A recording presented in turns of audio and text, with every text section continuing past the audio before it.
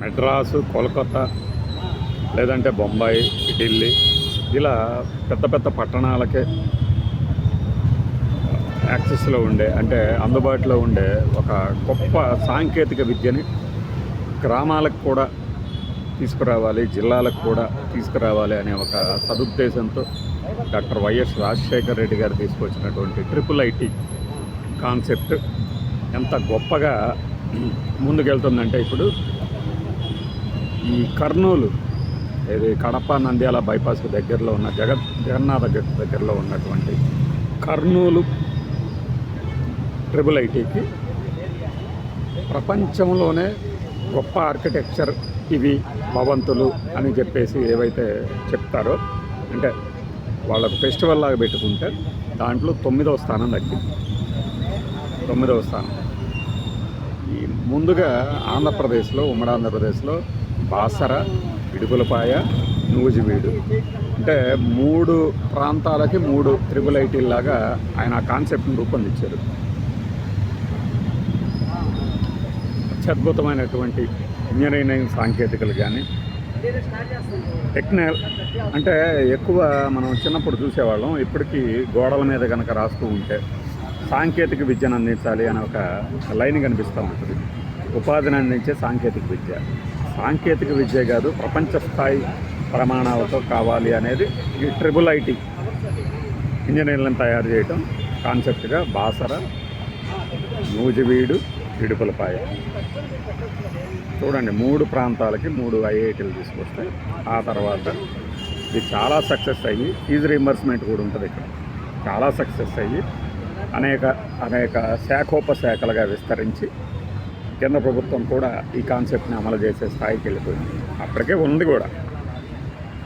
అలాంటి ఆ కాన్సెప్ట్ని అందిపుచ్చుకున్న తర్వాత వరుసగా ప్రతి సంవత్సరము ఎక్కడో చోట ఒక ట్రిపుల్ ఐటీలు పెట్టడం దేశవ్యాప్తంగా. మన ఆంధ్రప్రదేశ్కి వచ్చేసి ఈ కర్నూలు ట్రిపుల్ ఐటీ యాక్చువల్గా ఓపెన్ చేసింది ఎప్పుడంటే 2015లో ల్యాండ్ అలాట్మెంట్ అనేది జరిగింది. మనకి విభజన సందర్భంగా, రాష్ట్ర విభజన సందర్భంగా ఆంధ్రప్రదేశ్కి ఇచ్చినటువంటి హామీల మేరకు కొన్ని గొప్ప గొప్ప యూనివర్సిటీలు, విద్యా సంస్థలను కూడా రూపొందించాలి, అక్కడ పెట్టాలి అన్నప్పుడు అందులో భాగంగా ఐఐఎంలతో పాటు ఇది కూడా. దీనికి 191 ఎకరాలు, 151 ఎకరాలను అప్పటి టీడీపీ ప్రభుత్వం కేటాయించింది. 2016లో పనులు ప్రారంభించారు. కానీ అది పూర్తవల.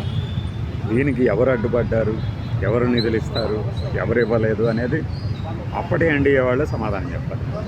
2022 నాటికి పూర్తయ్యేది, కానీ 2019 నుంచి 22 నాటికి అది అలా సాగుతూ లాస్ట్ ఇయర్, అంటే మళ్ళీ ఇప్పుడు ప్రభుత్వం మారింది, లాస్ట్ ఇయర్ ఓపెన్ అయింది 2024 నవంబర్. అంటే ఏంటంటే ఈ పనులన్నీ కూడా 2024 ముందే 2023 డిసెంబర్ నాటికే పూర్తయిపోయాయి పూర్తిగా. అలాంటి ఆ క్యాంపస్ ఇప్పుడు చూస్తే దాని ప్రత్యేకతలు ఏంటంటే, ఒకటి ఎత్తుకేకని తట్టుకునేలాగా నిర్మించడం. ఇప్పుడు కొత్తగా సాంకేతిక విద్యా భవనాలన్నీ కూడా ఇలానే చేస్తారు. మనము గొప్ప టెక్నాలజీ, ఇంజనీరింగ్ వండర్స్ అని చెప్పుకునే స్టూడెంట్స్ని ఇస్తున్నప్పుడు ముందు మన బిల్డింగ్ల సేఫ్టీ కూడా మనం చూసుకోవాలి కదా అన్న ఆర్కిటెక్చర్ పరంగా. అలానే సన్ రూఫ్ ఎక్కడైనా సరే మన సోలార్ ఎనర్జీకి పెద్దపీట వేసేలాగా, ఈవెన్ మన ఏమంటారు పార్కింగ్ ఏరియా కూడా పైన సన్ రూఫ్ ఇది పలకలు, మనం సోలార్ వోల్టాయిక్ ప్లేట్లు అంటాం కదా, ఫోటో వోల్టాయిక్ ప్లేట్లు పెట్టడం.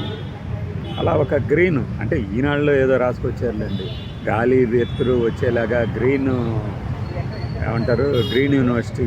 అది ఏ కాలేజ్ కాదు, ఏ బడి కట్టినా కూడా గాలి వెలుతురు రాకుండా కడతారా. అలాంటిది ఒక గ్లోబల్ స్టాండర్డ్స్కి పంపించాలి మన ఇంజనీర్లు అనుకున్నప్పుడు అది లేకుండా ఎలా ఉంటుంది. అయితే ఆ చుట్టుపక్కల పచ్చదనం కానీ, అందులో విద్యని అందించే ఉపాధ్యాయులు, ఆ బోధనేతర సిబ్బంది తాలూకు ఆ నాణ్యత, ఇదంతా ఏంటంటే ప్రపంచ స్థాయిలో ఉంది అని చెప్పడానికి ఇది ఒక నిదర్శనం అన్నమాట. వాస్తవానికి జరిగింది 2024 నవంబర్లోనే ఈ ఫెస్టివల్ జరిగింది. ఫెస్టివల్ అంటే ఒక ఫెస్ట్ అనుకోండి. కాంటెస్ట్ లాగా.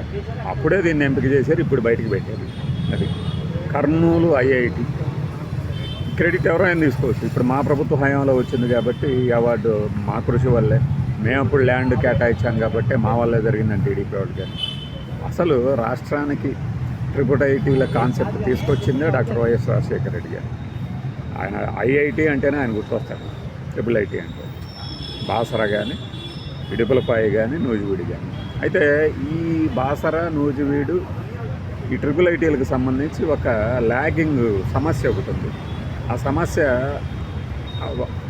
సంఘటన జరిగినప్పుడు మాత్రమే జరుగుతుంది, కానీ తర్వాత దాన్ని ఎందుకో మర్చిపోతున్నారు. అక్కడ కానీ సెంట్రల్ యూనివర్సిటీలో ఉన్న ఇఫ్లు, ఇక్కడ మన హైదరాబాద్లో ఇఫ్లూలో కానీ అది ఏమిటి అన్నది ఎప్పటికైనా ఒక కేస్ స్టడీ, డిబేటబుల్ పాయింట్.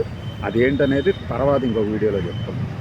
ఈ ఐఐటీలకు సంబంధించి మాత్రం ఇంకా ఎన్ని ఐఐటీలు వచ్చినా ఆంధ్రప్రదేశ్లోని ఒక అద్భుతమైనటువంటి మేధస్సు కలిగిన, తెలివితేటలు, ప్రతిభ కలిగినటువంటి విద్యార్థులని మన జాతికి, అలానే భారతదేశానికి, ప్రపంచానికి అందించే సత్తా ఆంధ్రప్రదేశ్ వాళ్ళకి ఉన్నది అని చాటి చెప్పడానికి ఇలాంటి యూనివర్సిటీలు ఒక దేవాలయాల్లో పనిచేస్తాయి.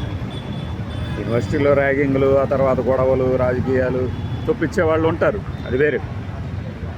కానీ ఒక విద్యని ఆధారంగా చేసుకొని ప్రపంచ స్థాయిలో గుర్తింపు తెచ్చుకోవడం అంటే అది మామూలు విషయం కాదు.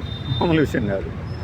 విద్యా ఆధారంగా ప్రతిభని చాటి చెప్పిన వాళ్ళు ఎప్పటికైనా కీర్తి ప్రతిష్టలతో ఉంటారు. అలాంటి కీర్తి ప్రతిష్టలు మన కర్నూలు ఐఐటీనే కాదు, ఇంకా ఈ ఇడుపులపాయ కానీ, నూజివీడు కానీ, బాసర కానీ, ఏవైనా సరే మన తెలుగు విద్యార్థుల ఖ్యాతిని ఇంకాస్త పెంపొందించాలని కోరుకుంటున్నాం. బాయ్.